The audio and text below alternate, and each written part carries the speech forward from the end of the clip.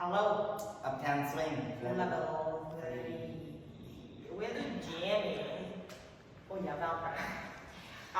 We're doing jamming and also kind of talking a little bit about competitions too. Yeah, so today we had to do some jam circles. You choreographed some stuff, went into a jam circle. We kind of made some chaos happen. It was great. I think you really adapted to what the principles of jams were, and then we put you into like a mini mix and match, a couple of mini mix and matches, and we talked about how to kind of present your dancing, how to make things more intentional, how to chill things out, and two different definitions of chilling it out. Well, and like if you want your like flashy stuff to stand out, you can either like try and calm down the rest of the dancing, which isn't a bad idea, but also when you do make those like big moves, usually they are not as big as you think they are when you're like watching some video. So like make sure you think about those shapes, those arms, like take space.